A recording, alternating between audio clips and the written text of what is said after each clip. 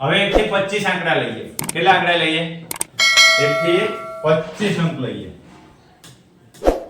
1 થી 25 અંક લઈએ. સળંગે સળંગ જ છે હો ભાઈ.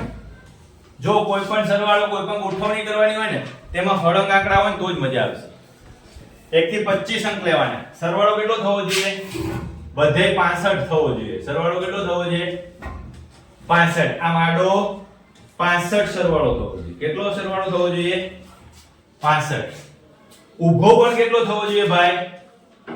65 જ સરવાળો થવો. ત્રાસો કેટલો થવો જોઈએ? 65.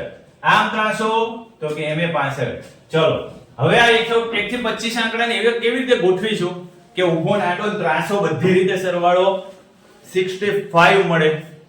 તો જુઓ 1 થી 25 આંકડા છે. 5/5 નું ચોરસ છે. શરૂઆત ક્યાંથી કરીશું? કમ્પ્લીટલી મધ્યમાંથી. અહીંયા એકડો લઈશું. એકડો લીધો. ત્રાસું જ ચાલવાનું. કેમ ચાલવાનું ભાઈ? ત્રાસું જ ચાલવાનું. કેવી રીતે ચાલવાનું? ત્રાસું. અહીંયા તો ખાનું છે ને તો બગડો ક્યાં આવી જાય? અહીં નીચે. હવે જો અહીંયા ખાનું છે એટલે તગડો આવ્યો. અહીંયા ખાનું નથી એટલે ચોકડો ક્યાં આવશે? અહીંયા.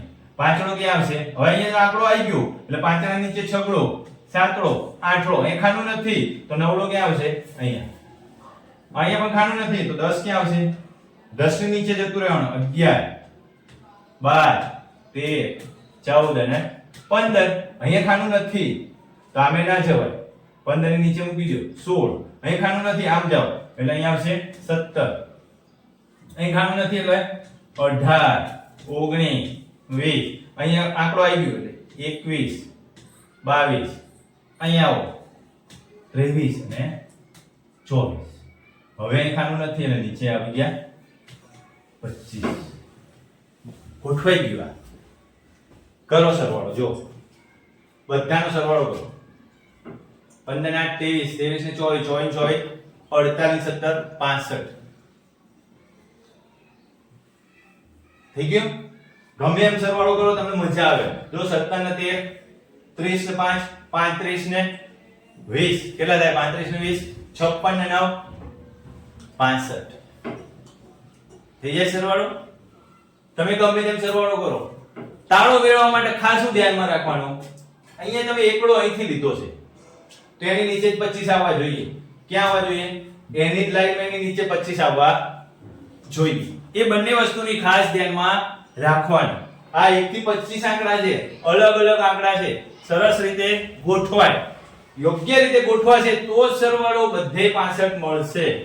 સેટ પણ એક જગ્યાએ ભૂલ કરશો. ધારો કે જો 11 12 13 14 15 પાંચ આંકડા સળંગ આયા તો 11 ને 12 કેટલા થાય? 23 23 ને 13 36 36 ને 4 40 ને 10 50 60 ને 5 65 થઈ ગયા. દરેક જગ્યાએ સરવાળો 65 જ થશે. તમારે ચેક કરવો હોય તો કરી લેજો.